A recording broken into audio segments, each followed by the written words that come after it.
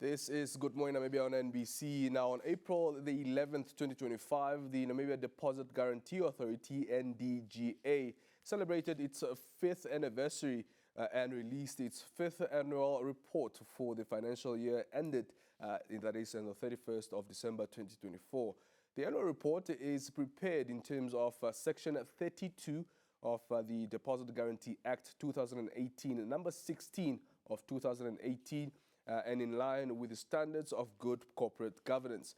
Now, it highlights information on the NDGA's governance and management. It also, of course, it's also on operations and the performance of its established deposit guarantee scheme. The report also presents the authority's independently audited on annual financial statements for the year ended 31st December 2024.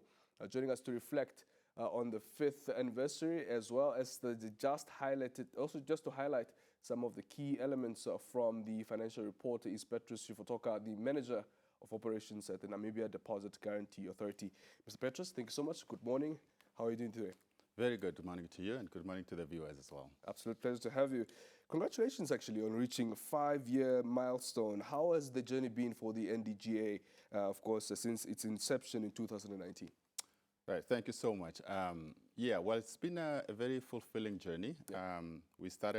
The institution was operationalized on the 1st of February 2020. Right. So it's 5 years old now. Mm-hmm. And I think maybe just to start off, the mandate of this institution basically is to make sure that in an event of a bank failure, yeah, depositors will have to be compensated of their funds, right, in a speedy and transparent manner. Mm-hmm. We have seen banking institutions failing all over the world, both in developing economies and also in advanced economies. Usually when those banking institutions fail, they go down with people's funds. So we have put up an insurance or a guarantee for all you and for your money and my money, right, that are placed with financial institutions in an event of a bank failure. It's been a great journey for us. Yeah. Keep in mind that we started off in 2020 during the COVID pandemic, and very so yes, we had to try and navigate that at the same time, making sure that we have a smooth takeoff for this institution. It's been a very fulfilling journey for us, also a learning one. Yeah. Now, what would you say was the most significant milestone that the NGA has, of course, seen in the past 5 years? Right. A couple of things we have done over the last 5 years. Yeah. The first one being that we have put in place a sound governance architecture that allows the board and the management of the institution to provide really oversight for this institution, yeah, and place it in a position where it's fit for purpose.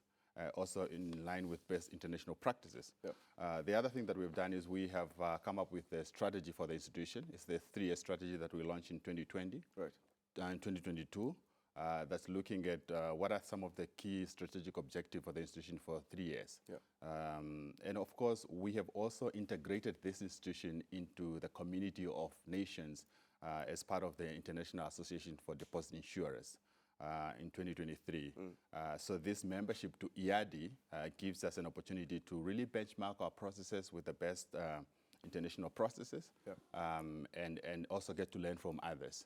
And I think lastly, what I will say is we have prudently managed the Deposit Guarantee Fund over the last 5 years. Yep.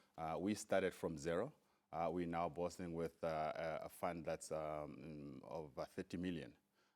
And thanks to our investment policy and practices that we have in place, we have committed to prudently manage this fund, because at the end of the day, the funds have to be there when they are called on, when we have to compensate depositors. Absolutely. Now, the scheme adopts a guaranteed coverage limit of 25,000 Namibian dollars, which is, of course, currently in effect.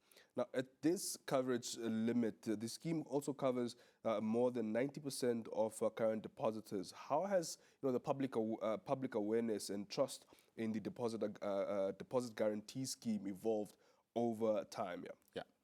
You're right. So when we started off, and typically all these type of institutions have what you call a coverage limit. Yeah. So for us, like you said, it's 25,000. Yeah. So basically what that means is if a banking institution failed today, and where you and I are keeping our money, when we get compensated up to a coverage limit of 25,000. Right. Basically means if you have more than 25,000, you only get 25,000, and then you claim the other through the liquidation process. I see.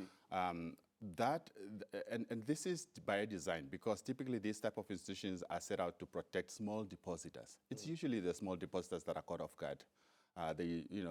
Large depositors have access to financial reports of institutions. They can move their funds before the institution fails. So this coverage limit, we're very comfortable with it, right, because we are providing, like you said, full coverage for over 90% of depositors in Namibia. And that strengthens, or it fosters the confidence that consumers need to have, or depositors need to have in the financial system, so that they begin to keep their money in the banking system as opposed to keeping their money at home. So what we've been doing is going around the country explaining the coverage to the public, so that they have confidence in the financial system, and that in itself ultimately fosters financial stability. Very well. Yeah. Now, the annual report is prepared in terms of Section 32 of the Deposit Guarantee Act of 2018, and in line with the standards of good corporate governance. What are some of the key takeaways from the 2024 annual report that you would like to highlight?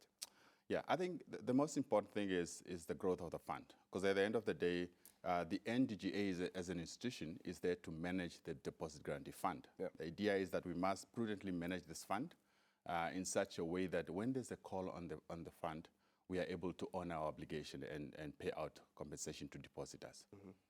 We have an investment policy in place. The central bank is managing this portfolio, investing our money in such a way that we have enough liquidity, that the money is safe, but also that we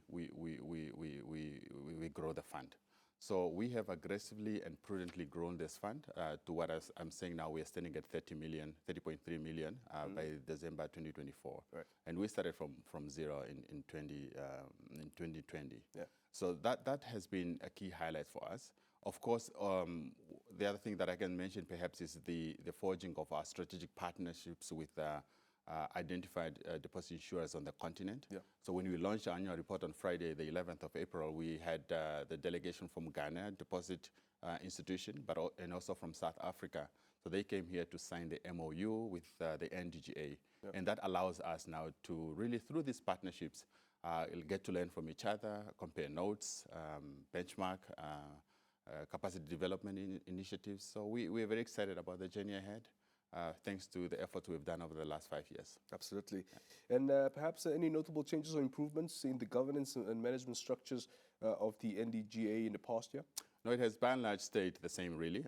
The current board is the founding board of the institution. They serve 5 years, and then they get renewed for another 5 years. So in terms of the oversight, the board has remained as we have remained with the founding board members. Management, it hasn't really changed.